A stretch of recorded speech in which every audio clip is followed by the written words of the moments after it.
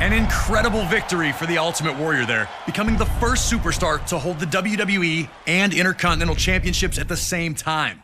A truly historic feat on the grandest stage of them all. A victory that signaled a new wave of change that was about to hit all of WWE. Roddy Piper managed to change his luck in WWE when he captured his first championship in the company at the 1992 Royal Rumble. The wrestling world rejoiced for Hot Rod as the fiery superstar showed true emotion in the moment, revealing how much it meant to him. Once the most reviled man on the roster, he was now appreciated for his authenticity. Everyone was happy for him, except for one guy. Bret the Hitman Hart had changed his status in WWE in the spring and summer of 1991. When his legendary Hart Foundation amicably split the team, Bret would use the opportunity to springboard up the singles rankings, winning the Intercontinental Championship at SummerSlam that year. Wanting to be an active champion, Bret faced off against all comers, finding victory each time out. Until a few nights prior to the 1992 Royal Rumble, when Hart lost the Intercontinental Championship. And before he could get a rematch, Piper had swooped in and won the thing. The last thing the Hitman wanted to do was ruin Roddy Piper's moment. The two were close. Piper had trained in the family dungeon and spoke glowingly of not only Bret, but his entire family. I gotta tell you how much I love your family. I gotta tell you how much I love your mom. I know this guy since he's been knee-high to a grasshopper. Respectfully, the two agreed to compete at WrestleMania 8, which would emanate from Indianapolis, Indiana. But Piper understood that many felt Bret lost that title at less than 100%, and that he'd have to defeat Hart in the ring to get those people on his side. And while both men claimed they'd keep it respectful, most everyone understood what happens when you push Roddy Piper to the edge. And trying to take something from Roddy Piper is one way to do it, especially when it's the first title he ever held in WWE. And so it was Bret Hart's technical mastery against Roddy Piper's street fighting in an unheralded classic was produced by two absolute masters of their craft. And while they both tried to keep it friendly, you just knew it wasn't going to last.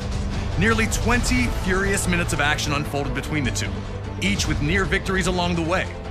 Blood, sweat, and tears was never more appropriate. The two gave their all on the goal of earning the WWE Intercontinental Championship. So, get in there and do your best to beat Roddy Piper to the punch.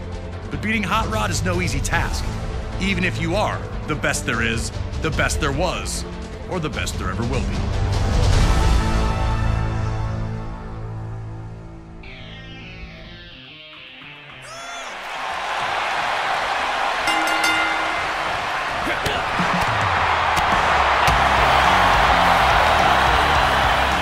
Heading into the match, the smart money was on Roddy Piper, resorting to his brawling tactics. But he looked to try and wrestle with Bret Hart at the start, which led to predictable results, with Bret outmaneuvering Piper. A fuming Piper would spit at the Hitman. Would Piper's desire to win and be champion override his desire to play fair? Could Hart use Piper's legendary temper as a constant exploit? Piper was already reverting to the man people knew him to be, and Hart was looking to exploit that fiery temper by embarrassing Piper as often as possible.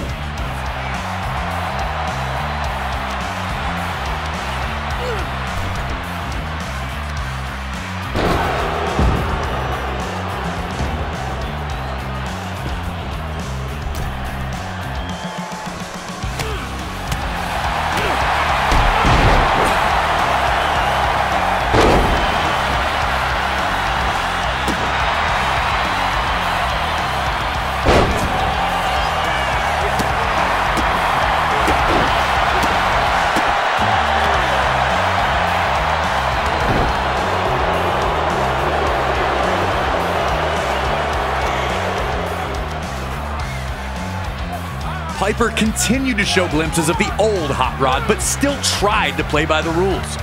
He was desperate to remain champion, but his respect for Hart and his family kept him from unleashing that old demon inside. And Hart used that to his advantage, tricking Piper by feigning a shoulder injury after landing awkwardly on a dropkick.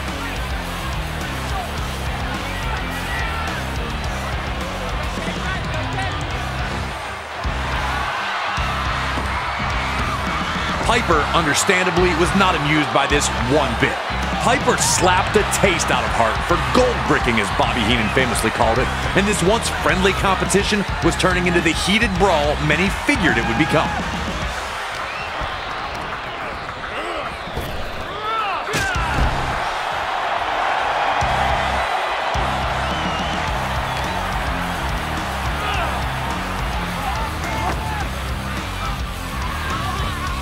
The tension was growing between the two, but they were still trying to keep it sportsmanlike.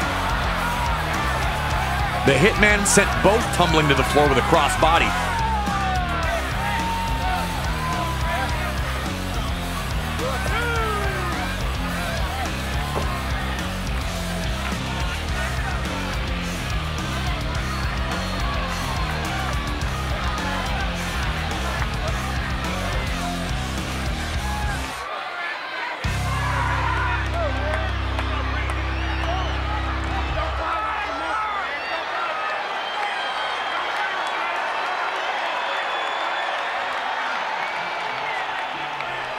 Piper would respond by holding the ropes for Hart to re-enter.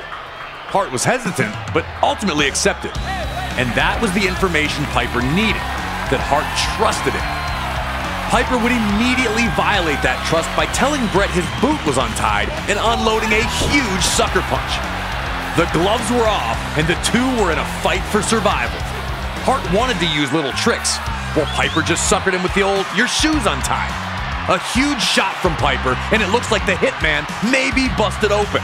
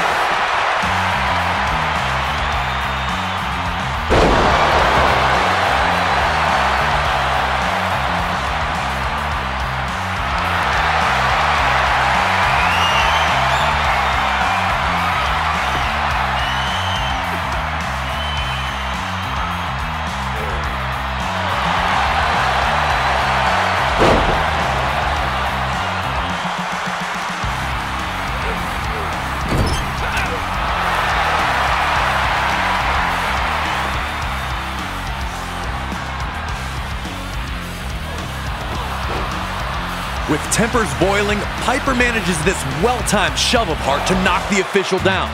And if you think that was accidental, then you don't know Roddy Piper. As soon as the official goes down, you see the old hot rod start to appear.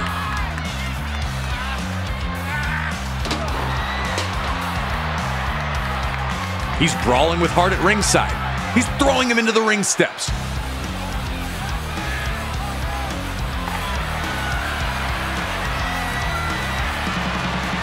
And then he grabs the ring bell. Hart's down on the mat, can barely move, and Piper's telling him to get up. As you see the sneer on Piper's face, like, this is your fault, man.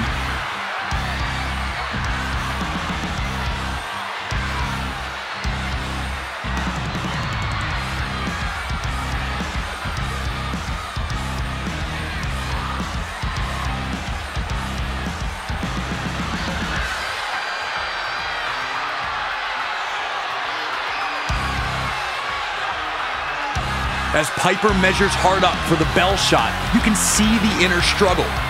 What would the Hart family think about this? What would your fans think about this? How could you look Bret Hart in the eye if you win it this way? And he keeps lifting the bell as if he's going to use it, and you're wondering which Roddy Piper is going to win out, the angel or the devil. And then he does the right thing and tosses the bell aside. In an instant, he's got Hart in a sleeper hold. Piper has Hart beat. But the Hitman had one more counter up his sleeve, trapping Piper in the pinning combination while still in the sleeper hold. More amazing was how the instant the match was over, the respect between the two immediately returned.